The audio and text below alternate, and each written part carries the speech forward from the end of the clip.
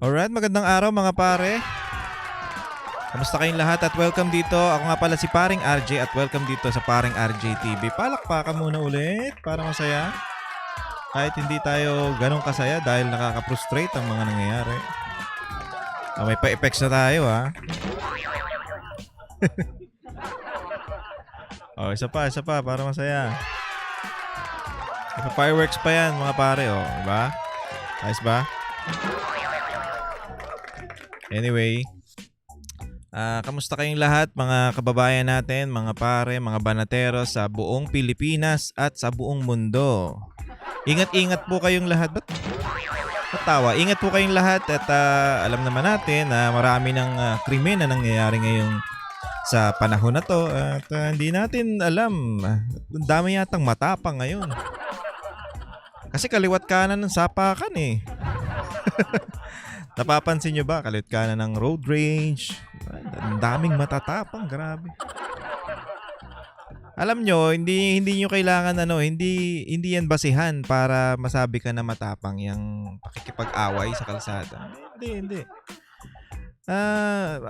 Ang pagiging matapang ay hindi lang hindi lang yan ng basihan. Tandaan nyo yan. Pagiging tapang ay lumalabang ka sa buhay kahit nahihirapan ka. Walang mangyayari mga kababayan. Ito paalala ko lang sa inyo. Walang mangyayari kung makikipagsuntukan kayo. Alam niyo ang sabi nga ng aking yumaong ama. Wow.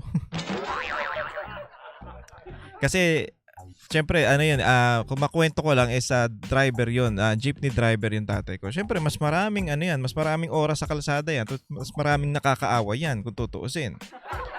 Oo, nakikipag-away siya, nakikipagsigawan at pag hinamon siya pag may humamon sa kanya, tatanungin niya muna kung may pera ka. Alam niyo kung bakit? Kasi tatanungin niya kung may pera ka ba na pangpagamot sa akin kung ako ay mapuruhan mo? May pera ka ba na pang gamot sa'yo kung mapuruhan kita? Ganon. Yung logic ng tatay ko, malupit yun. Kung wala ka pera, hindi kita papatulang kasi mag-aaksaya lang ako ng panahon sa'yo. Magmamaneho na lang ako. Magtatrabaho na lang ako kaysa patulang kita. Tsaka, unang-una, babayaran mo yung oras ko kasi inabala mo ako eh. Diba? Yun. Na lang yung isipin nyo. Unang-una isipin nyo yung pamilya nyo. Ako rin naman nakikipag-away ako lalo sa mga pasaway. Kahapon pupunta ako ng lalo yung mga van na mabibilis. Ay talaga namang pipinahan ka eh. Hayaan mo na lang. Malay mo maaksidente siya. Ang sama ng ugali, no? Hindi, siyempre, sa pagiging mabilis niya, baka ma-aksidente siya. Ang masama doon, makadisgrasya pa siya ng iba. Ayun ang problema. Yung nananahimik ka mag-drive. Tsaka yung mga yung mga motor na mababagal, pwede dito kayo sa tabi. Huwag kayo doon sa may fast lane. Kung pwede lang naman, sana. Kasi walang mangyayari pag nasa fast lane kayo, andyan yung mga mabibilis sa sasakyan. Lalo pa yung mga may init ang ulo, talagang pipinahan kayo niyan. At ang masama pa niyan, pag natamaan kayo, gulong kayo at tatakbuhan kayo. Sino nga habulin nyo? Kaya kung maaari, kung alam nyong mabagal kayo, dito na kayo sa may gilid para hindi kayo matamaan. Yun lang naman. Suggestion ko lang naman yun. Kung ayaw nyo, di ba kayo bahala? Kayo naman nagdadrive eh. Ayun lang naman. Basta pagbabagal kayo dito kayo sa kabila, huwag kayo dyan sa kalsada. At yung mga maiinit ang ulo dyan, alam naman natin na mainit ang panahon. Please lang, huwag nyo pati yung ulo nyo, bawasan nyo yung init. Walang mangyayari, isipin nyo yung pamilya nyo, yung anak nyo, na uuwian nyo. Yun na lang ang isipin nyo. Huwag na yung pagiging matapang nyo. Hayaan mo na kung sabihin ka duwag, hindi ka naman mamamatay. Hindi ka naman mabubugbog, hindi ka naman mahabala. Yun lang yun. Kaysa naman papairalin mo yung ego mo, walang mangyayari. Gulo talaga disgrasya talaga mangyayari sa inyo. Buti sana kung suntukan lang kung kagaya nung nakaraan yung may baril. Dali ka. Ayan ang problema din sa gun ban di ba? Yung mga private citizens may dalang baril pero yung mga pulis. Ewan ko yun sa batas na yan. Anyway, mahirap na pag-usapan yan dahil masyadong maselan yan. Bahala na kayo dyan. Anyway, ito ang ating bagong topic ngayon, mga pare. Di lang diktador, manghuhula na din ang Marcos administration. Palakpakan! Ang lupit, alam nyo kung bakit natin nasabi na manghuhula? Kasi nahuhulaan nila yung mga pag-uusapan dun sa patawag na hearing ni Madam Amy. Alam na daw nila kaya hindi na kailangan dumalo. Pero eto yung mga executive pwedeng hindi dumalo. So ayun yung sabi nila. Pero itong mga pulis na to, ito si Marbil, tsaka to si Torre, tsaka yung isa pang spokesperson na ko alam, kailangan dumalo, hindi kasama ang mga pulis dun sa executive na sinasabi nila. So, ba't hindi umatin tong mga to? Dapat to, ma-contempt to. Mag-aano daw ng subpina. Ewan ko dito kay Chis Escudero kung ano-anong sinasabi. Pag-aaralan pa daw, puro pag-aaral. Ano, sir? Parang kakaiba yung galawan mo Nakikita mo na Nakikita mo nang na mali yung ginawa Nakikita mo na dapat pag-usapan tong mga bagay na to. Bakit pipigilan mo pa? Ewan ko sa'yo Anyway, umpisahan na muna natin to dito sa unang video. Kasi ito yung sinasabi na naaral na daw nila. O masasabi kong nahulaan siguro. Nahulaan na nila. Masyadong magagaling tong na to. Itong si ES, masyadong magaling. Manghuhula. Nostradamus yata to Iginiit ni Executive Secretary Lucas Bersamin ang executive privilege kaya hindi nadadalo ang mga inimbitahang miyembro ng gabinete sa ikalawang pagdinig sa Senado ukol sa pagkakaaresto kay dating Pangulong Rodrigo Duterte. Ayon kay ES Bersamin, nalaman na nila ang mga paksa na itatanong sa pagdinig at base dun sa binigay na sulat ni Senator Amy o pinadalang sulat, nalaman na daw nila yung paksa, ng buong paksa nung sa kaya hindi na daw kailangan umatin. Sir, ewan ko sa'yo. Puro kakaanuhan. Ewan ko sa'yo, puro kakalokohan. Hindi naman po pwedeng lahat yung follow-up question ba, masasagot diba? Yung follow-up question ba, ayun ba yung masasagot nyo ba? Masasagot na ba kagad doon dahil doon sa sinabi na yung pinadalang na alam nyo na kako? Alam nyo na, sabi mo na alam na namin yung pag-uusapan dyan o yung topic na yan kaya hindi ko napapaatinin. O bakit? Paano nyo nalaman? Yung mga follow-up question, alam nyo ba? Hindi po pwede yung ganyan. Dapat papuntahin mo yung sinasabi nga ni Senator Amy na yung executive, yun lang yung privilege na hindi mo pwedeng sagutin yung tanong kung confidential. Confidential ba lahat na napag-usapan niyo?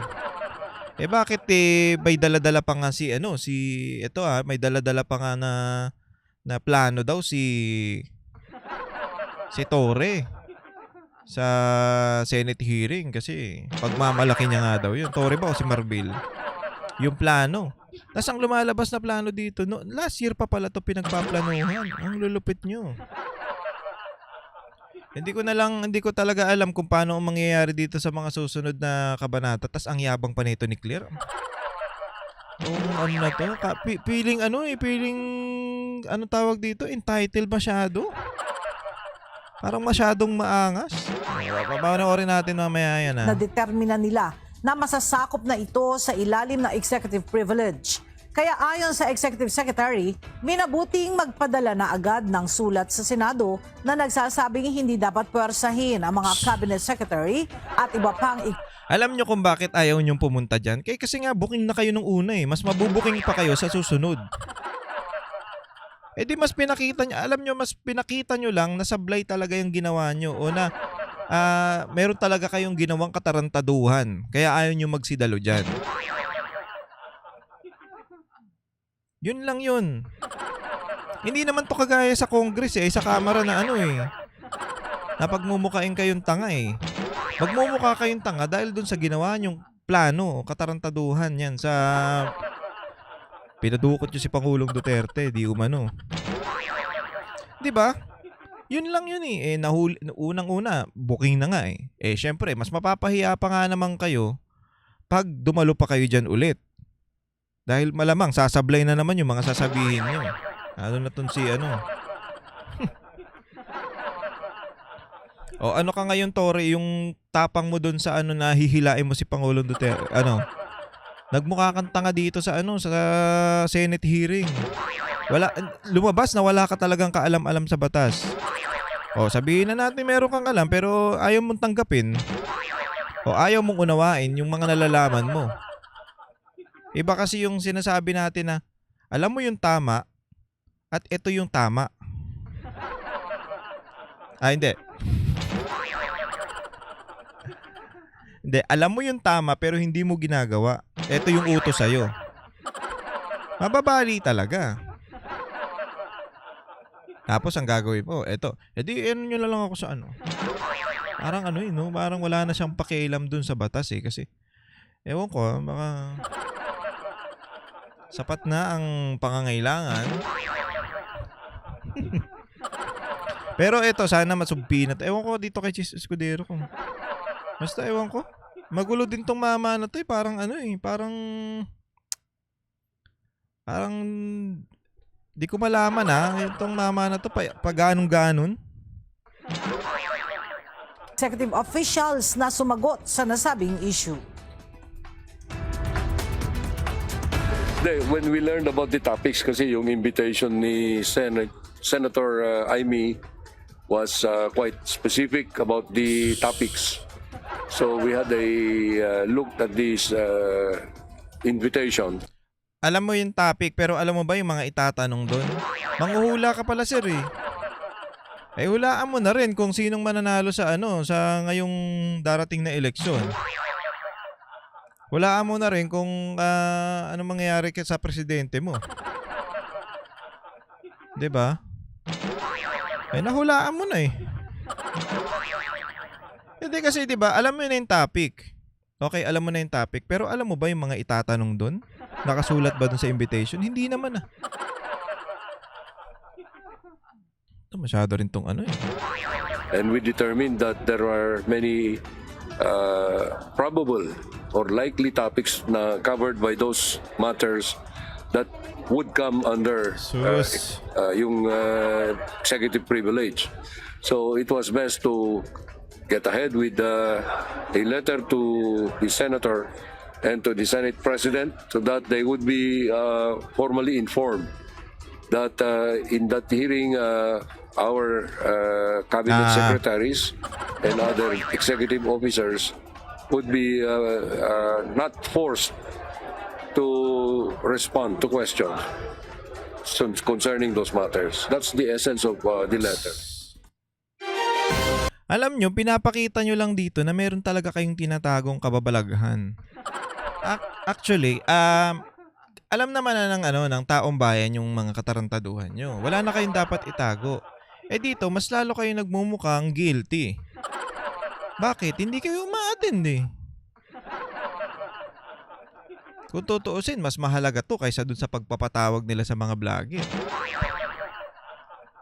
Kasi, malaking issue to. Hindi to basta-basta lang na na masasabi natin na si Pangulong Duterte ay ganito lang, ginanto lang. Dinuko tapos dinala doon sa dahig.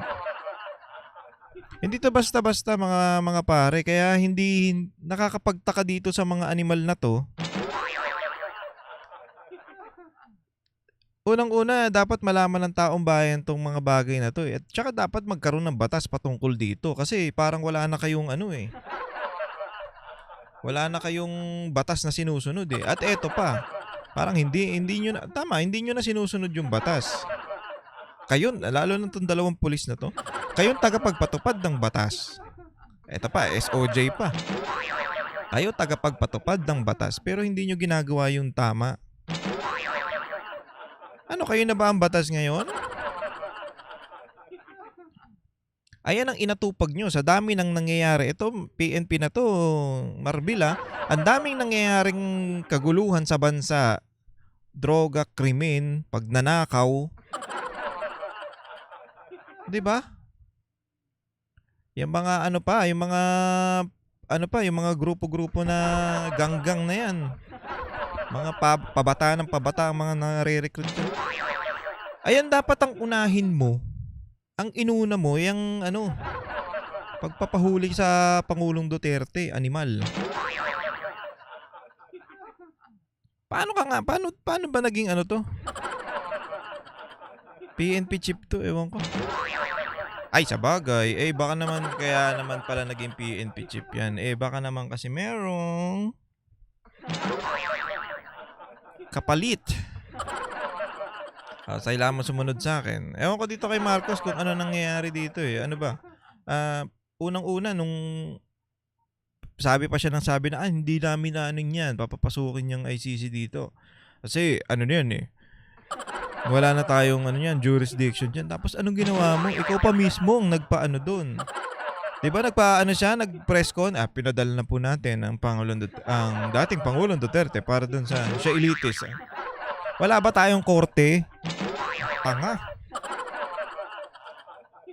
Diba? Ang tanga. Ano naman sabi ko, ang tanga na itong presidente na to. Ewan ko ba? Ay. Alam nyo, nakaka-frustrate lalo-lalo na itong pangalawang balita natin. Ako. Ito isa. Magandang hapon, Asher. Sino-sino ang mga nais ipasubpina ni Senador Amy Marcos?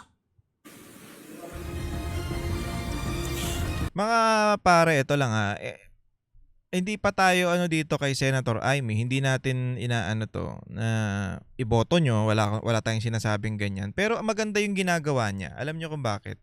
Kasi nakikita natin lalo yung mga katarantaduhan ng administrasyong to.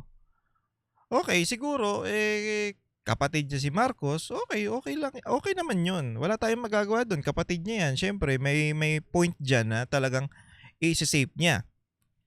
Okay, i-save niya. Pero nakikita naman ng taong bayan na may sablay talaga doon sa utol niya sa diyan kay BBM. Ngayon, ang magandang ginagawa niya, talagang dinidikdik niya tong yung mga sekretary para malaman natin yung talagang totoong nangyari. Ang nangyayari nga kasi ngayon, gumagawa sila ng paraan para hindi natin malaman yun. 'Di ba? Unang-una, ang mga mainstream media, iba ang binabalita. 'Di ba? Hindi binabalita yung mga dapat nating malaman. Tapos, ang mangyayari nga kasi, para nga naman hindi malaman ng taong bayan o ng mga Pilipino o ng buong mundo ang nangyayari sa atin, yayariin ng mga vloggers. Especially mga DDS vloggers. Kasi kakampi nila ang mga tanso Ba't namin papatawag yan? Papatawag namin yung kalaban namin, syempre. Ano pa ba? Kaya maging matalino tayo mga kababayan. Huwag tayong pakinig-ginig lang din sa mga bagay na yan. Yung papakinggan lang natin. Pag ganyan, wala rin tayong pinagkaiba dun sa mga na naniniwala sa mga katarantaduhan. Maging matalino na tayo, wag na tayo magpabudol. Ay, hindi, kayo lang pala. Wag na kayong magpabudol, parang awa nyo na. Anyway, maganda naman itong ginagawa ni Senator Amy, kaya kailangan natin palakpakan niya. Pero hindi ko sinasabing iboboto Pag napauwi niya si Pangulong Duterte, sige, pwede. Pwede siguro. Excuse me. Pero kung ganyan lang siya at hindi matatalo siya ng mga animal na yan at hindi niya pupursiging makontempt yan o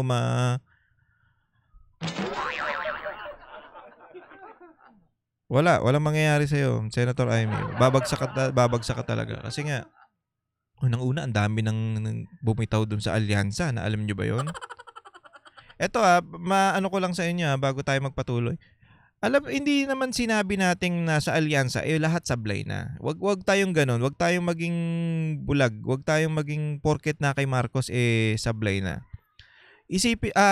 alamin din natin yung mga senador na yung mga tumatakbo na maayos katulad niya ni 'di ba naglabas ng pahayag tong si Camille Villar.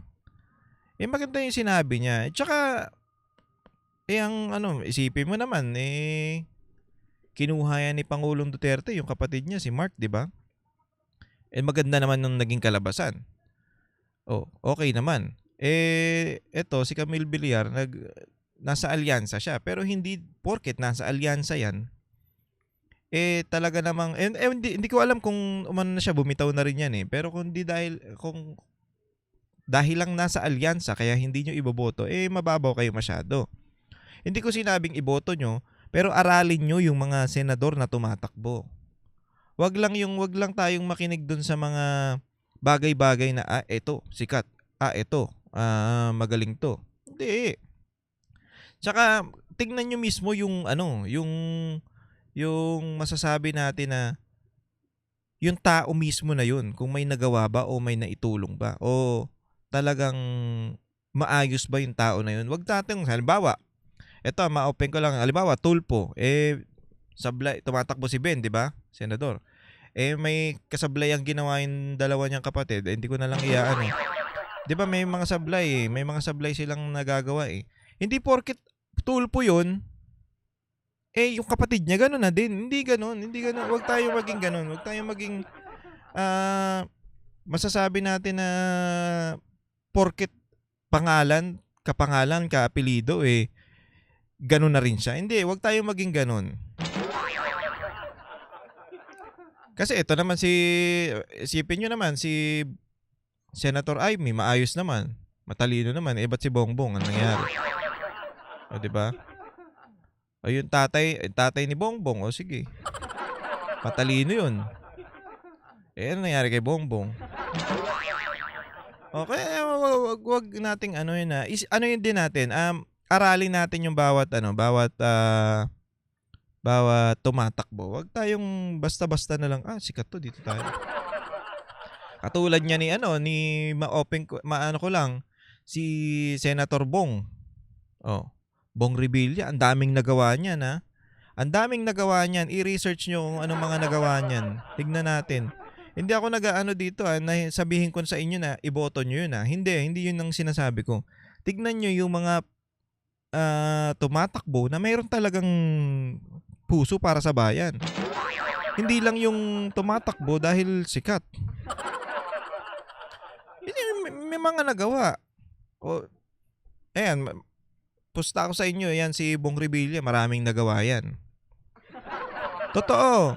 Pinapalabas lang na nakulong yan. Hindi naman guilty yan, Nakulong lang yan dahil kinalaban niya yung administrasyong Marcos. Pinoy, di ba? Talagang dinali siya. Hindi naman siya napatunayang guilty, pinupukol sa kanya. Ang dami nagawang ang dami nagawang batas niya na. I-research nyo. Hindi niyo magugulat kayo. Yung iba kasi medyo tatanga-tanga Hindi, ito ulitin ko, hindi ko yung mga binanggit ko, hindi ko sinabing iboto nyo. Hindi ko sinabing ito ang iboboto nyo. Hindi ko, bahala kayo, sa sarili nyo yan, iboto nyo yung dapat nyong iboto. Pero ito lang ang masasabi ko na wag tayong tumingin lang dun sa mga dahil nasa ni Marcos, sablay na. Hindi ganoon.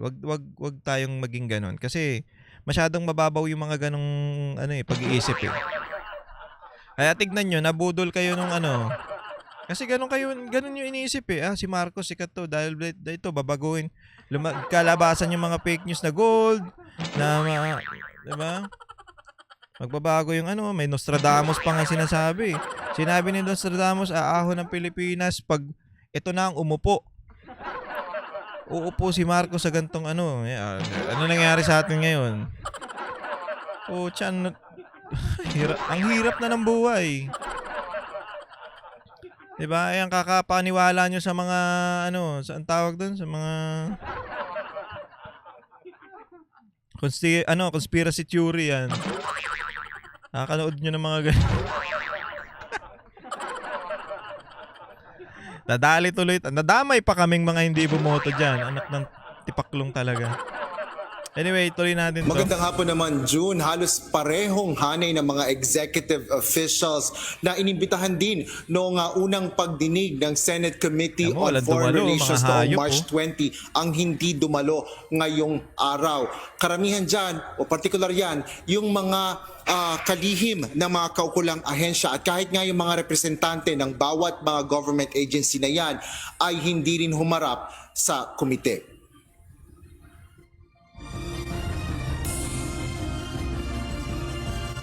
Kung ang sigaw ng taong bayan para kay dating Pangulo, Presidente Duterte, ay Ito na. bring him Napansin ko lang naman, wag naman kayo. Si Bato. Si Senator Bato kasi. Oy, ano yan ha, mabait yan. Sobrang bait niyan. Pag lumapit ka dyan, talagang nagte-thank you pa nga yan eh.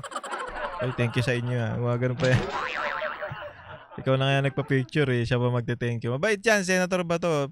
Ano yan, cool. Masabi natin cool. Tsaka totoong tao yan ha. Hindi yan yung... pag election lang na hindi yan ganun. Tsaka mahirap yan eh, mahirap yan. Alam niyan yung style ng mga Pilipino. Natawa lang ako kasi nandito siya sa gilid tapos nakangiti. Wala lang. home. Ang Oh? sigaw ko naman sa ehekutibo, bring them here sa Senado. Natatawa ako eh, bakit ba? Nakakatawa kasi. Hindi ba kayo matatawa? Senator Bato, hello. Magandang magandang araw sa iyo. Kamusta ka na? Pa-picture ulit ako pag nagkita tayo, Senator Bato. Okay yan. Wala, natatawa lang ako kasi tingnan mo naman nakangit. Bigla siyang tingnan nyo, wala siya dito eh. Teka lang. Asan na yun? Hanapin natin. Ayan o. Kung Wala ang siya. sigaw ng taong bayan Lalapit yan, para lalapit. kay dating Pangulo, Presidente Duterte, diba? ay bring him home. Ang sigaw ko naman sa ehekutibo, bring them here sa Yun. Senado para may testigo tayo at maliwanagan ang mga tao. Halos walang dumating na mga opisyal ng mga ahensya ng Kasi may pamahalaan sa wala talagang darating kasi may tinatago eh. Simple lang naman yun. ikalawang pagdinig ng Senate Committee on Foreign Relations ngayong araw. Patas naman yung mga tanong ni ito eh, dito niyo makikita yung yung maayos na pag si Senator Risa yan, ay nako. Wala kang aasahan doon. Pero maayos naman yung tanong ni Senator Amy eh. Maayos naman. Ito ba, tama ba yung ginawa mo? Kasi hindi mo pwedeng ganyanin. Ang ganda naman yung tanong eh. Tama naman eh. Natatakot lang kasi sila. Nagmukha silang... Nanliit sila eh. Na-stress yung mga mukha ng mga animal eh. Walang masagot yung kapatid, John Vic. Kaya yung kuya, to the rescue. Hindi pa rin. Sir, hindi ka naman po. Sir. Sabat ng sabat eh. Hindi naman siya tinatanong eh. Kaugnay ito ng investigasyon sa pagpapasuko ng pamahalaan kay dating Pangulong Rodrigo Duterte sa International Criminal Court o ICC. Sa 21 resource persons na inimbitahan, 3 lang ang dumalo sa pagdinig kung saan 2 ay mga kawani ng panig ng gobyerno mula sa Securities and Exchange Commission. Alinsunod sa sulat ni Executive Secretary Lucas Bersamin, hindi na nagpunta ang mga admin officials, pangunahin na ang ilang cabinet members ni Pangulong Ferdinand Marcos Jr. Partikular na sa pag-iral ng executive privilege o ang hindi pagsasapubliko ng mga napag-usapan sa pagitan ng presidente at kanyang mga gabinete. Hindi nga bakit unang-una si bitaw ng salita diyan, si John Vic. Si Rimulya. 'Di ba nagpa-interview siya? Hindi. Group effort to namin ni Siyempre, kasama ang presidente diyan. Hindi naman daw siya ang nagplano pero group effort. Tapos pagdating dun sa hearing, hindi, wala akong sinasabing ganyan. Pinlay ni Senator Amy yung video. Ayun, napahiya siya ngayon. Kaya hindi talaga siya aatin. Kasi lutong-luto siya eh. Iginiit naman ni Senador Amy Marcos na hindi maaaring gamitin ang executive privilege na dahilan para tanggihan ang imbitasyon sa pagdinig kundi sa mga partikular lang na tanong sa hearing. Yun nga yun. Ewan ko kung paano yun. doon lang daw yun sa mga tanong na masasabi natin na hindi nila pwedeng sagutin dahil confidential. Ayun, doon daw yung papasok. Pero hindi daw doon sa buong topic na pwedeng pumasok yung executive ano na yan, privilege na yan. Pero hindi Sana all may privilege. Wala bang public privilege? tayo titigil. Masasabi nating vlogger privilege na pwedeng hindi umatin? Wala iba talaga eh. Sama-sama natin ihahatid ang mga sabpina na hinanda ko na. Ayan. Kailangan kasi pirmahan ng lahat ito ng ating Senate President Chis Escudero. Kailangan pirmahan ng lahat ito pagkat absent silang lahat ngayon. Upang kanyang pirmahan, patunayan na ang Senado ay malaya at matapang na naninindigan para sa mamayan. Kasunod ng Ito yan. Maninindigan kaya itong si Bamboo? Here we go! Maninindigan kaya ito si Senator Chis? Ewan ko kasi may sinasabi siya dito eh. Ewan ko kung ano sa palagay nyo. Okay ba yon o hindi? Kaya i-comment nyo dyan kung okay yung sinasabi nito ni Senator Chis. ng komite ni Senador Amy Marcos, agad na nagbigay ng reaksyon dito si Senate President Francis Chis Escudero. Narinig ko kasi yung hearing ni Senator Amy kaugnay ng di umano dahil wala pa naman sa akin tanggapan yung request sa pag-i-issue ng subpoena at na ito daw ay may kinalaman sa kalayaan ng Senado. Nais kong sabihin, ang pagiging malaya ng Senado ay hindi pinapatunayan sa kada isang insidente kaugnay ng kagustuhan ng isang miyembro. Ito'y mababakas, makikita at mapapatunayan sa direksyong tinatahat ng aming institusyon na Bakit? Simpleng bagay ba to, sir? Hindi naman yan simpleng bagay eh. Kapakanan ng taong bayan yan. Ito isipin nyo nga, ang ganda nga na sinabi ni Boss Boy, kung nagawa nila to sa dating Pangulong Rodrigo Roa Duterte, mas madaling gawin to sa mga maliliit na Pilipino. Di ba? Kasi yung dating Pangulo na yun eh. Tapos napadala nila dun. Ganun kasimple yun. Hindi to basta-basta simpleng bagay lang na pwede mong palampasin. Hindi yun ganun. Senator Chis, sana magkaroon ka ng konsiderasyon na isipin tong mga bagay-bagay na to. Yun lang naman, sir.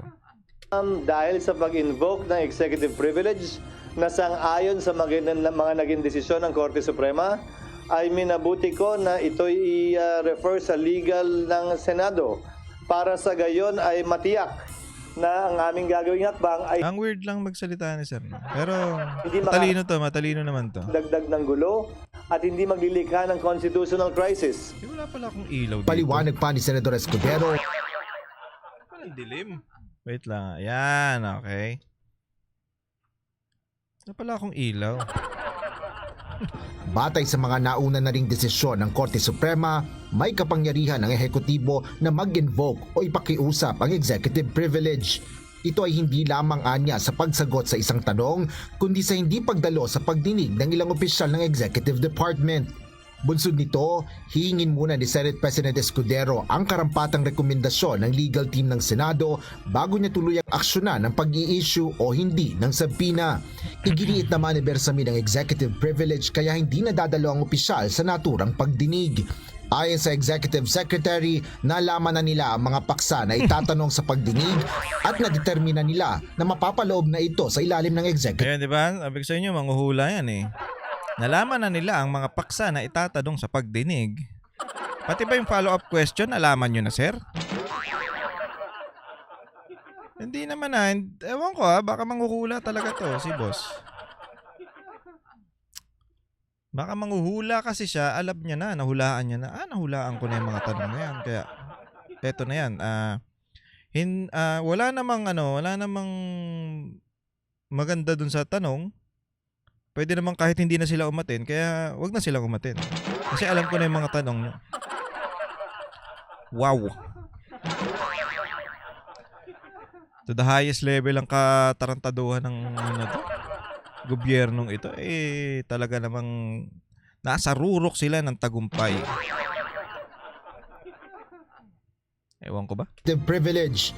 Kaya ayon kay Bersamin, minabuti na niyang magpadala na agad ng sulat sa Senado na nagsasabing Ayun yung hindi kanina dapat na puwersahin ng mga cabinet secretary at iba pang executive Kung hindi man mapuwersa yung mga cabinet secretary, eh yung mga ano, yung PNP chief tsaka yung si Torre ang papuntahin nyo. Bakit hindi rin umatin yan? Dapat masabi na talaga, dapat diretsang ano na yan. Makontempt yung mga animal na yan. Kasi 'di ba, meron pa nga daw yung ano inescortan nga daw nila yung ano yung ICC. Sa mga malulupit na hotel pa. Ang ano diyan, ito lang alam ko ang Maidas Hotel. Sino kaya may-ari ng Maidas Hotel?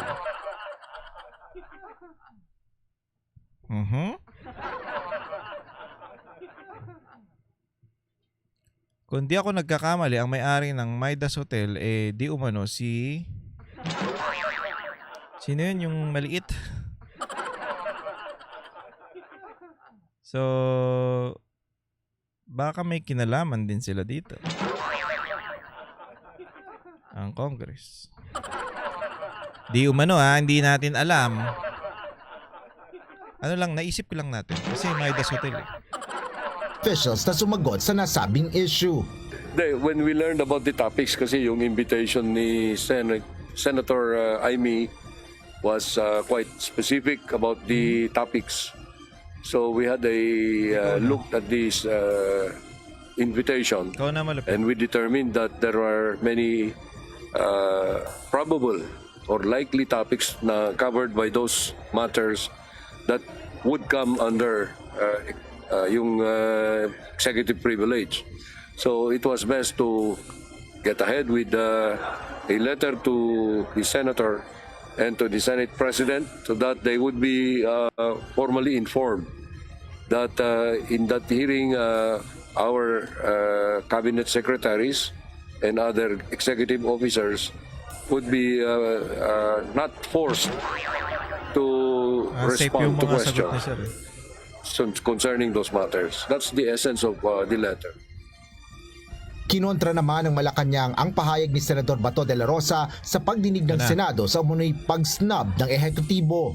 Hindi po ba niya natatandaan na nagkaroon na ng first hearing? Siya Ang yabang ng putang inan to. Ate, senador yung sinasabihan mo ng ganyan, ate.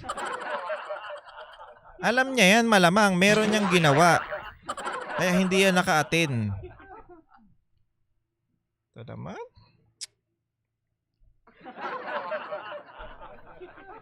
Nabubwisit ako dito pag nakikita ko to Parang medyo ano siya ang yabang, ang taas ng tingin sa sarili. Hindi mo niya nakita na ano? Ate naman. Siyempre, senador yan, may ginagawa yan. Hindi naman yung katulad mo na abogado na walang kaso.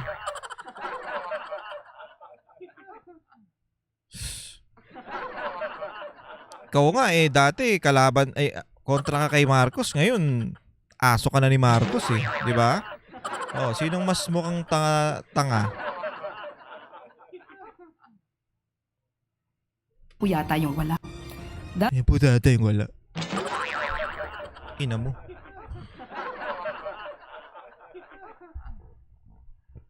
Senador yan, ate. Anong gusto mong gawin dyan? Nakapetex lang ba yan sa bahay nila? Hindi May mga bagay ang inaasikaso, hindi ang katulad mo. It was an opportunity para sa kanya para magtanong. So wag niyo pong sisihin kung ngayon po ay hindi umaten ang mga cabinet officials natin sa pangalawang hearing po. Hindi rin naniniwala Kapal ng mukha. Ako lang ba o kayo din ba nabubwisit dito sa alin na to? Tanong ko lang sa inyo kayo, ako lang ba o kayo rin? Kasi 'di ba? Parang ang angas mo naman magsalita. Alam mo ba yung schedule ng mama? 'Di ba? May mga bagay na hindi talaga pwede. Kung yung patawag na yun ni Senator Amy, wala si, nasa malayo si Senator Bato. Wala ka naman. O, diba? O may ginagawa siya, o mayroon siya mga bagay na nauna ng schedule. Hindi rin nag-iisip to eh. Talaga makabanat lang sa mga Tsaka ito isipin nyo sa ano lang siya bumanat? Kay Senator Bato lang siya bumanat. Hindi niya binanatan si Senator Amy. Bakit natatakot ka? O, banata mo nga ngayon at banata mo ngayon si Senator Amy. O. Hindi, si Senator Bato lang ang binanatan niya di ba? O, di wala ba siya ng Di niya ba alam na walang pilosopo pa? Kung pinatawag nga yung mga yan, dapat nga pumunta yan kasi nung panahon nga ni Pangulong Duterte, pag pinatawag yung pupunta Eto ngayon, talagang executive privilege ang pantapat Si Palace Press Officer Yusek Claire Castro na magkakaroon ng constitutional crisis dahil tumangging dumalo ang government officials sa naturang. Bakit siya nagbibigay ng Ba't siya nagbibigay ng suggestion o ng opinion? Pagdinig. Dapat malaman din po ni Senator Bato na ang patungkol po Arte mo? sa executive privilege ay matagal na po ring inayunan ng Supreme Court. Marami na pong kaso na desisyon na ng Supreme Court. Nandiyan po ang Senate versus Ermita, Neri versus Senate Committee. May tugon rin. Eto ang tanong ko sa'yo, gaano ba kabigat yung issue ngayon dyan sa mga sinasabi mo? Timbangin mo rin. Nagbigay ka lang ng example, hindi mo naman... Oo, sige, executive privilege sa mga bagay ng mga sinabi mo na yan, pero gaano ba kabigat yung issue ngayon na nangyayari ngayon dyan sa sinasabi mo? Eto, hindi lang to issue yung pagdukot kay Pangulong Duterte, di umano. Hindi lang to pangkaraniwang issue. Pero mo naman, pinagplanuhan. Diba? Sa tingin mo magaan yan? Ng Malacanang sa banta ni Senador Bato na ipapasumpi na ang mga opisyal ng ehekutibo para dumalo sa Senate probe. Nasa kanya po yan. Kung magpapasumpi na siya, siguraduhin lamang din po niya na siya po ay magpapakita. Ang yabang talaga naman. Nabubuisi talaga ako dito sa alin na to. Totoo lang Masyado siyang parang pakiramdam niya talagang siya yung mataas talaga ako Yung talagang ako tagapagsalita ako ng Pangulo. Press officer. Actually, hindi ka nga spokesperson. Press officer ka lang. Kung ano lang yung galing sa Pangulo, yun lang yung sasabihin mo. Hindi, nagbibigay ka na ng opinion Wow. Ano ka ba, te? Sino ka ba, te? Wala ka naman Para magsalita ka ng ganyan sa mga Dati kontra-kontra ka kay Marcos. Ngayon talaga namang tanggol mo ang tutang-tuta. Asong-aso ka Ito yung mga parang si Trillanes asong-aso Super aso. Talagang tatahol dun sa mga kalaban. Yan ang aso. Si Senator Amy, hindi niya maganyan. Si Senator Amy ang nagpaumpisa niyang hearing na yan si Senator Bato, siguro dahil yung may mga bagay siyang ginawa. Ito, pagpasubsipi na siya, siguro doon niya nandun din siya. Yan ang yabang mo, kupal. Wala pang naitatakda na petsa ang Senate Committee kung kailan isasagawa ang susunod na pagdinig nito sa isyu ng pag-aresto kay dating Pangulong Duterte. June, sa pagdinig kanina ay ilang bagong impormasyon din ang isiniwalat ni Senador Amy Marcos kaugnay nga sa pagkaaresto ni dating Pangulong Rodrigo Duterte. Ayon sa mambabatas, 4 na tauhan umano ng ICC ang nakapasok na ng bansa simula pa noong nakaraang taon. Ilan Diba?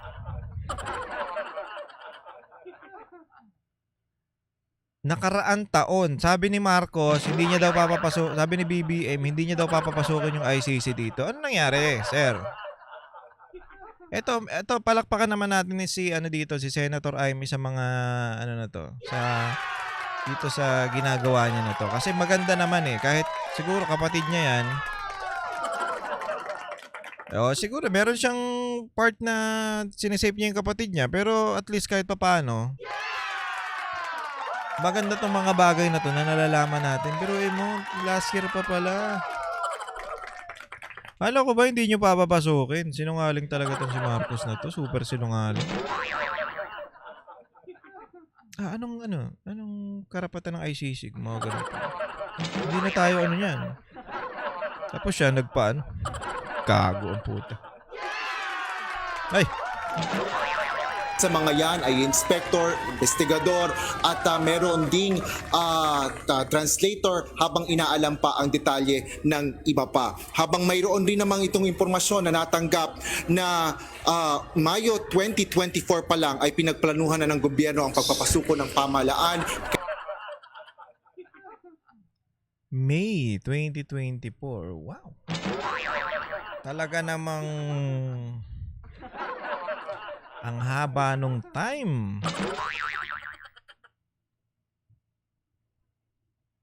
So, mali yung sinasabi nila na biglaan. May sinasabi pa kasi siya lang biglaan dyan Ito si Torre, biglaan lang daw yun.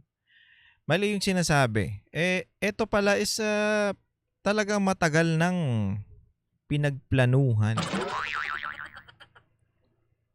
Ayon to sa UNTV sabi daw ni Senator Amy, hindi ako nag-ano yan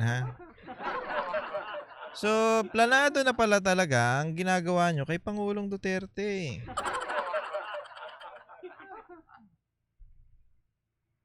Ano na? Ano na mangyayari sa bansa natin? Siguro, etong impeachment ni BP Sara, matagal na rin tong pinagplanuhan, yung pagpapa-impeach kay BP Sara. Matagal na rin siguro to. Syempre, may gustong tumakbo. Pero sana ito lang President Marcos, ituloy-tuloy mo lang yung ginagawa mong yung paborito mong gawin. Mas mo pa, mas igihan mo pa. Tuloy-tuloy mo lang yan. Yung paborito mong ginagawa. Kasi malay mo naman. Maging masaya ka dun sa mga paborito mong lagi mong ginagawa, baka maging masaya ka dyan. Sige lang. Okay yan, sir. Baka magkaroon ng pag-asa ang bayan pag tinuloy-tuloy mo yung mga ganyan mong ginagawa. Anyway, ito na nga ang nangyayari. Hindi ko alam kung anong palagay nyo sa mga bagay na to, mga pare, mga banateros. Ako, ang tingin ko dito talaga namang lumalabas na yung baho ng administrasyong to. Ang problema, nasa kanilang kapangyarihan, kaya wala tayong magawa. Sige lang. Sure naman tayo naman nanalo yung yung karamihan sa PDP laban 9 lang naman yan. Kung iboto nyo lahat, maganda talaga. Hindi ko sinasabing iboto nyo Wala akong sinasabi, nasa sa inyo yan. Wala akong karapatan na magdikta sa inyo na iboto nyo. Pero 9 lang naman yan. Meron pang 9, 10, 11, 9, 10, 11, 12. Mayroon pang 3. Di kayo na bahala doon po muna sa 3. 9 lang naman yan.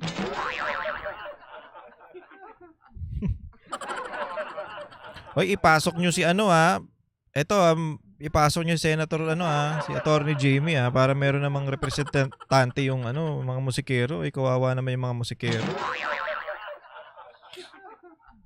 Gamit na gamit sa kampanya tapos bakit? Totoo naman Alam niyo ba gamit na gamit ang mga musikero sa kampanya? Oo. Bago dumating yung mga politiko, siyempre, mga tao maiinip yan Ang ginagawa ng mga musikero, sila muna. Pagkatapos ng kampanya, nasa na yung mga musikero? Wala na, hindi na nila napapansin. Kung wala yung mga yun. 'Di ba? Sana eto si Attorney Jimmy. Ito lang naman, si Attorney Jimmy. Niya naman 'yan, i-consider niya. Kasi yun nga, nakausap ko nga yan. Sana talaga. Pero ang sabi niya naman, kung hindi naman daw siya manalo, sabi niya, ilalapit niya daw yung yung mga yung kailangan para ng mga musikero kay Senator Bongo. Ayan, palakpakan. Siyempre, may pa-effects tayo. Sayang yung effects natin. Palakpakan. Yes. May pa-balloons pa. Gusto niya yung fireworks. Ayan. Anyway mga pare, maraming salamat. Hanggang dito na lang muna ang ating video. Mag-ingat po kayong lahat at nalalapit na po ang Holy Week. Magnilay-nilay po tayo.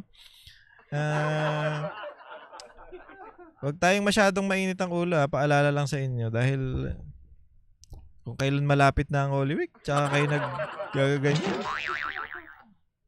Imbis na magpakabait kayo yung bansa na nga natin, palubog na nga yung Pilipinas, mag-aaway-aaway pa tayo. Wala na talaga mangyayari. Kaya, ewan ko ba? Basta mag-iingat kayong lahat, iwasan ng pag-away sa kalsada at maging maayos tayong mamamayan. Ay, gusto ko lang banatan yung mga, sino kaya sa atin ang ewan ko kung sino ang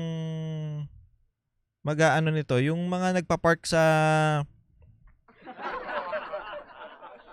bangketa. Sana naman meron namang gumalaw-galaw nito. Naman, kahit kung may magagawa, may gagawa niyan, talaga naman nakakatuwa Kasi 'di ba, kalsada yan Hindi mo naman pagmamay-ari yan Tapos paparkan mo. Ito hindi ko naman sinasabing huwag kayong bumili ng sasakyan o huwag tayong itaas natin yung antas ng ating pamumuhay. Hindi naman ganoon. Pero bago kayo bumili ng mga mga sasakyan nyo o i-consider nyo naman dapat meron kayong parking. Hindi nyo naman parking yung kalsada lalagyan lang ng takip, parking nyo na. Huwag naman ganoon. Puti sana kung mga motor-motor lang Mga motor-motor lang. Okay lang yun Kahit sa bangketa may ilagay yung mga motor kasi maliit lang naman yung motor ang problema minsan yung mga SUV pa. Mga kotse. Tapos pag nasagi mo yung mga yan, magagalit pa. Hindi tayo maaahon asenso sa pamumuhay natin o magiging maayos na Pilipino kung ganyan kayo mag-isip. Bago kayo bumili ng sasakyan, hindi naman sa sinasabing huwag tayong mag-invest Bago tayo bumili, na muna kayo, may mga pwede naman kayong bayaran na parking na lote, 'di ba? Ako nga nagbabayad ako ng parking Para dun sa sasakyan ko kasi ayoko makaabala 'Di ba kawawa yung mga dadaan yung mga tapos pag nabangga nyo, kayo pa magagalit. Nabangga yung sasakyan nyo, kayo magagalit. Nakapark yan sa labas. 'Di ba? Mag-isip-isip din naman tayo. Siya sa mga sa mga opisyal o sa ewan ko kung mayor ba ang dito. Yung mga mayor naman, sana magkaroon kayo ng programa doon yung mga parking. Doon dapat mag-park yung mga may sasakyan na walang parking. Gumawa kayo ng kahit hindi ko alam kung paano nyo gagawin yan. Trabaho nyo yan.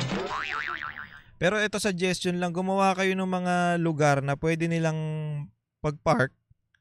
Tapos, pumipiyok pa ako Pag-park, tapos magbabayad sila.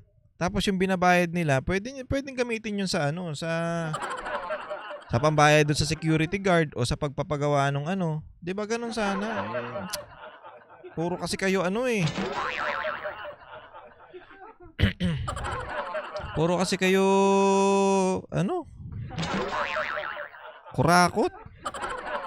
'Di ba ganun lang, kaya maglagay kayo ng ng bubong na tapos simentado na lagyan niyo ng guhit.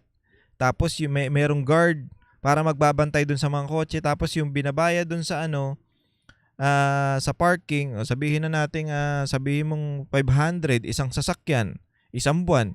Malaking bagay na yan. Tapos pasahuran mo yung guard, pambayad ng kuryente nung Magandang programa yun. Sana paisip niyo yan, magkaroon kayo ng kaisipan na ganyan. Huwag yung puro lang kayo. Nakikita lang kayo pag eleksyon 'Di ba? Alam ko mayor ang may niyan mayor ang may hawak niyan, dapat mayor ang gumalaw niyan Unti-unti nyo lang, hindi naman sinabing biglain. Kasi kung hindi nyo uumpisahan yan, walang mangyayari. Gawin nyo, pag hindi sila nagpark doon o sumunod doon, talagang nyo, ipatow nyo. Kasi bawal yun 'Di ba? O i-clamp nyo para hindi makaalis. Tapos maglagay kayo ng terminal ng sasakyan doon o ng tricycle doon para doon sila pupunta o kaya doon ihahatid. Pwedeng ganun kung malayo, 'di ba? Ganun sana. Nako. Talo ko pa kayo Yabang. 'Di ba magkaroon ng terminal doon para pag pinark nila doon yung sasakyan nila at malayo sila, sakay silang tricycle o ihatid sila doon. Magbabayad ulit. Ganun lang yun. Ay, naku naman. O kaya, pwede rin siguro yung magkaroon sila ng mga service na syempre, kung maraming sasakyan na nandun, kung 100 sasakyan, 500 ang isang buwan. Di malaking bagay na yun, makakakuha kayo ng kasama na dun sa pagbayad mo ng parking, yung service mo papunta dun sa bahay mo. O pwedeng e-bike o pwedeng tricycle, 'di ba? Tapos yung local government ang magbabayad dun sa tricycle kung magkano yung Ganun sana. O kung sila, isang biyahe, 'di ba? O kung anong oras ang uuwi yung ganto, ikokontrata na nila. Ganun, basta madali yan. Isipin niyo naman mga konsehal, mga sana ewan ko, i-share nyo to para natin, mag-isip-isip naman yung mga Kasi ang ganda ng kalsada, sa totoo lang, ang ganda ng kalsada pag wala nakabalagbag na sasakyan dyan. Yung mga delivery, okay lang naman yun kasi hindi naman yun nagtatagal dyan 'Di ba? Saglit lang naman yung pagbaba ng delivery, alis yun. Ang problema, may delivery na, may nakapark pa, wala na, double parking na lahat. Labo-labo na, kaya ang sikip Tapos may mga tricycle pa na siga kang, ay naku, tas wala namang mga lisensya, sisiga. Ewan ko sa inyo. Anyway mga pare, hanggang dito na lang ang ating video. Ingat po kayong lahat and God bless you all. Sana magkaroon tayo ng video bukas pero hindi natin sure. Pipilitin natin. Pero hindi tayo sure, pupunta tayong concert. Anyway, maraming salamat po ulit. Ingat po kayong lahat and God bless you all.